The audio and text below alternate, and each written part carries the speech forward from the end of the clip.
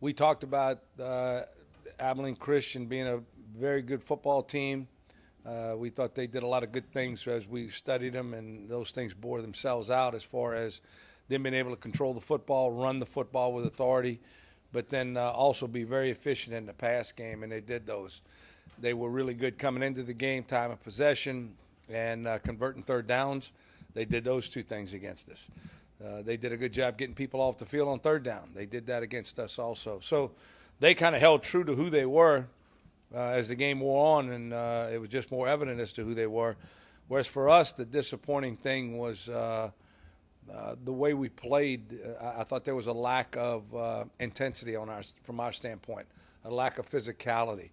I thought they were able to do things in the run game against us that Monroe or LSU or Northwestern or none of those other teams were able to do. And you know, we've given up some points this year. We've given up some yardage, but we never just got physically beat like we did this past Saturday, and that was disappointing. That was not indicative of who we've been this entire season. This is the first time that's happened where there were some holes, there were some opportunities for the back, and he's a good back. Now, I'm not shortchanging the guy, but there were some opportunities for him to really gain some big yardage, getting into the second and third levels of our defense prior to even being touched. So I think schematically we were in position to make plays. We didn't make plays. We as we broke it down as a staff, we had 36 missed tackles for 265 yards after contact was made, and that's completely unacceptable. It hadn't been us. You know, you're going to miss some tackles during the course of a game, but that really has not been us. And, you know, so when you look at those things and how those things played themselves out, that was really the way we played defensively. Has not been the way we played all year long.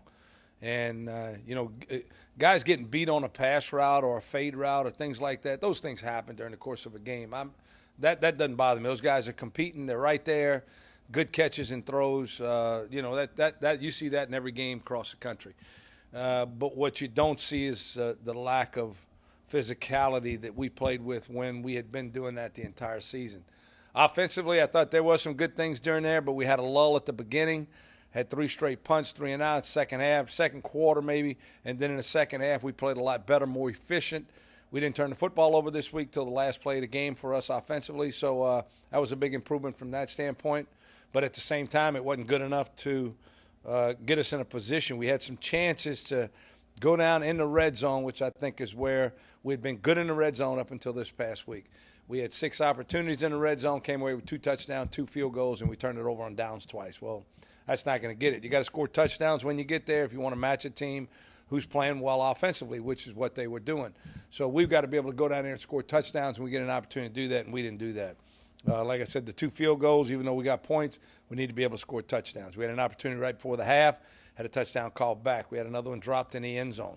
So we had opportunities on both of those field goals to score touchdowns, and we didn't get it done. Would that have changed the score? I don't know. Well, it have changed the score to change the outcome of the game. We don't know, but I know this: if we're efficient when we get down there to get the ball down there, we got to do a better job than that. The other thing that I think ACU did was they drove the length of the field offensively. We didn't give them any short fields based on turnovers or things like that. I thought our kicking game did a good job keeping them down there. When we did kick off, we punted very few times, and so we forced them to drive the field, which they did. You know, you got to give them credit from that standpoint. So that's kind of a brief overview of that game. It's behind us now. It's past. We're moved on. We got Sam Houston, very good football team.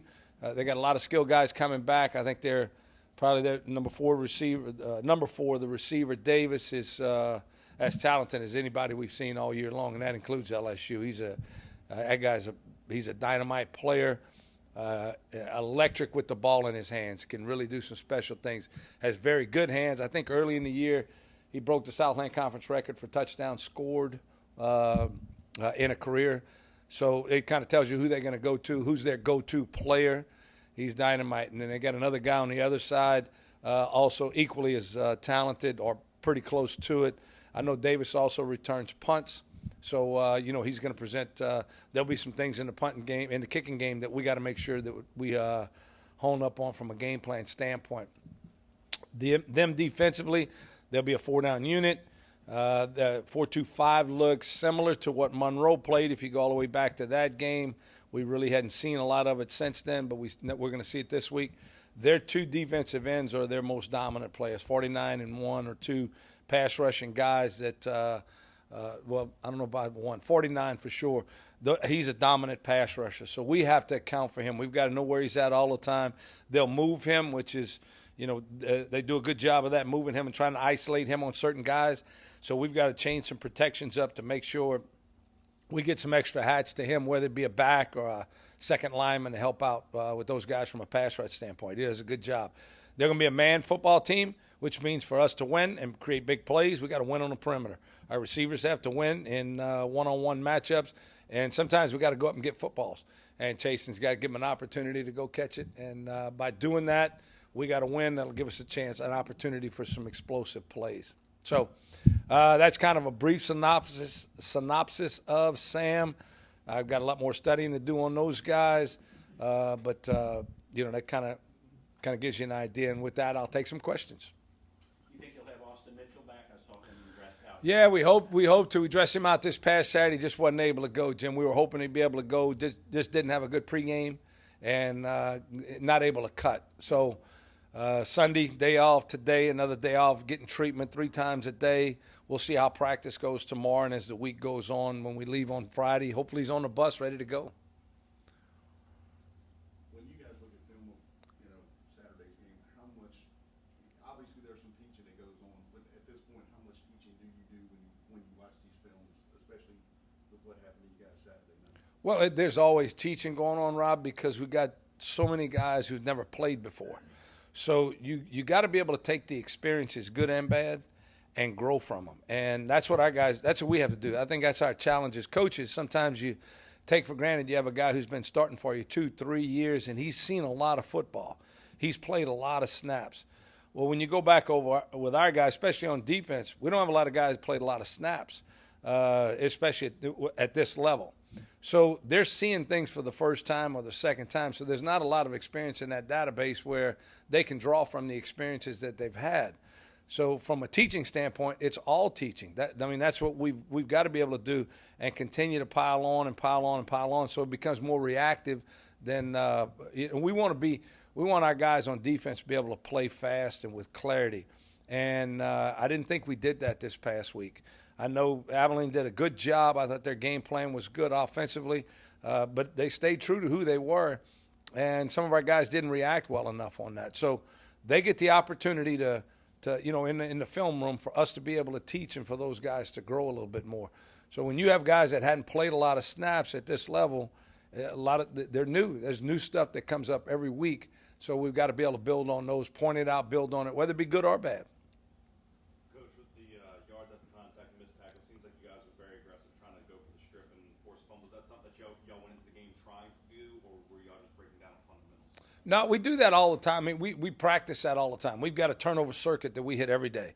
We go for strips, picks, things like that, punching balls out. So we're constantly doing that. But it's the second guy that gets to the pile that's, he's allowed to punch it out. The first guy's got to make the tackle.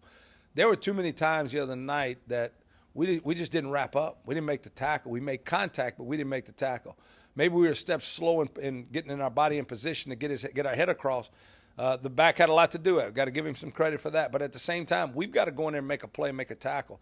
The second guy is the one that we want to come in. We want to stop the ball carrier, and then the second one, we want the strip to take place. But, we preach it. We preach it all the time. It's nonstop, and we do it every day at practice. But at the same time, it wasn't really a fundamental breakdown.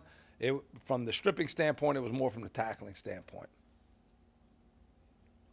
You got to be looking at the standings and what's going on around this league. It's back to one of those things where everybody's beating up on everybody. It ain't over, Rob. It ain't over. Look, this thing's we have an opportunity. Some things got to happen, but who says they can't? I've been saying it from week one. This is a different conference than what's happened in the past. Now, if people you can look at it and read into whatever you want, but if you can't look at the games that are taking place each week and the scores that are coming across that ticker each week and not see that, you're not watching the games. You gotta look at the quality of talent that's on the field and how those programs are being built and what's being done. And when you look at those things, you're seeing guys, their programs are starting to rise. the so-called teams who hadn't had a lot of success in the past. Those programs are getting better and better and better and better. And we've got to match that or surpass it. So each week, there's not a team that you just throw your hat out there and you say, this guy's going to beat that guy. If it is, you'd have lost your money. And guys that think they can predict it, go ahead and bet it. They got lines in Vegas or probably in Biloxi now. They can run on over there and bet as much as they want. And but this conference is good, top to bottom. And I would anybody that wants to go ahead and gamble on it because they can see the future, go ahead and do it. Frank, Marcus Russell has been pretty consistent for you this year. Would you talk a little bit about him? And I know you didn't like your tackle the other night, but he did have a bunch. Yeah, he did. And I don't know if he had a lot of tackles the other night because other guys didn't or because he missed a lot of tackles. That was not his best game the other night. And he'll be the first one to tell you that. He was disappointed from the standpoint of where not being in position to tackle. There were numerous plays where he was a step late, and instead of being able to really attack a guy, it was more of an arm or shoulder tackle. And that's what he was disappointed in because he's been at the point of attack, and he was a step late on a lot of stuff. A lot of it had to do with the misdirection, but he just felt he was a step late. And he was probably one of the main culprits of missing tackles. But at the same time, he didn't make a lot. Like I said, to what you attribute that to, he's always an opportunistic tackler. He's a good player. But at the same time, he's not a guy that's had a ton of experience playing against every different type of offense. So this one gave him a few problems. Can you talk a little bit about him overall this season, what he's meant for the defense? Yeah, I think I spoke about it earlier in the year. He came out of spring ball, was very disappointing. Really had a poor spring. Didn't do a good job at all. And when we sat down and met, I had exit meetings with all the players, and I sat down and met with him. And, I told him that I thought he could be a much better player based on his athletic ability, but he just wasn't picking up the defense enough. He wasn't able to play fast. And what he did over the summer, getting ready for fall camp from a leadership standpoint and being in every day and going into meetings and watching film on his own, was learn the defense and learn all the things that went on and all the adjustments and things like that so that he could play faster. And when he showed up for camp, he showed up not only as a leader on the field, but teaching other guys how to watch film, how to do some things like that. So his race to maturity really took place this summer because he just thought, I'll just go out there and play. That's all I've been doing was just playing. Now I need to learn how to play. And what he did during, like I said, the summertime and camp, that's where you saw so much growth in him. And it's played out during the course of the season, getting us lined up, getting himself in the right spots, things like that. That's why even though his numbers look good this past week, he was disappointed because he knew he can play a whole lot better than that. And that really bothered him by not being on top of things. He was a step behind most of the night.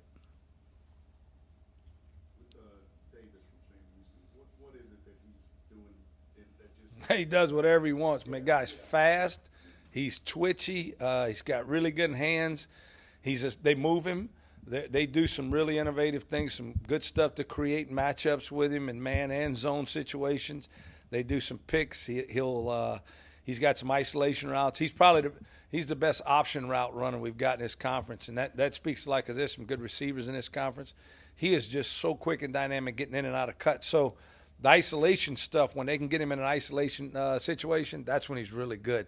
And then when he's got the ball in his hands, he's dynamic. He's got great speed. He's got good top end speed, but he's got quick speed, acceleration. So the challenge for him is to try to keep the ball out of his hands because once he gets it, or be right there when he does catch it, because once he gets it and he's got some space, he can really do something with it. He's one of the guys, probably somebody'd say I'd pay to watch that guy play, because he's there.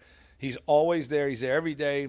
Practices, plays hard, and then produces. You never go through a game and at the end of the game you find out he didn't have any catches or he only had one catch. That guy's making a lot of catches and plays each week.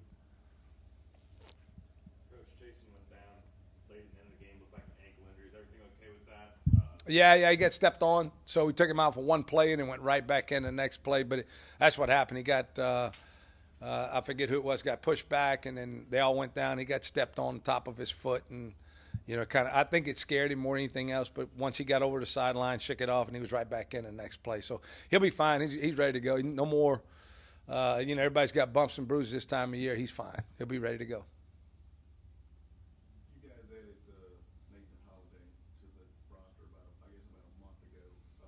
that work out like you wanted to in terms of what Yeah, you were able to do? yeah, Rob. You know, with Nathan, Nathan didn't come to camp with us this fall because he broke his foot just prior to camp. So he was in a cast. So we held him out of camp, and then he showed up on the first day of classes. And his camp was basically the first 4 weeks of the season, 3 weeks, and he's gotten progressively stronger and stronger with his leg. He did a really good job the other night kicking the ball. He's got the ability to kick the ball into the end zone for touchbacks, which is where we want it. Did a nice job on a pooch kick the one time where the guy struggled with it. So he's a guy that we see really progressing. I think that with as the season goes on these next 3 weeks, there will be an opportunity for him to continue to do what he's doing. But then also longer field goals, he would have an opportunity to come in and possibly kick one of those if we had to kick something late at the end of a game or half, to have the opportunity to do that because his leg's really strong. He's shown that now that he's healthy and things like that. Did he break his kicking foot? He broke his plant foot. Yeah, he broke his plant foot. I think he was, I'm not sure what he was doing. It wasn't football related. It was something else. Normally is, right? That's how it works. Yeah. Yeah. Everybody's good? Good. Thanks, guys. Appreciate it. Thank you, Coach. Thanks.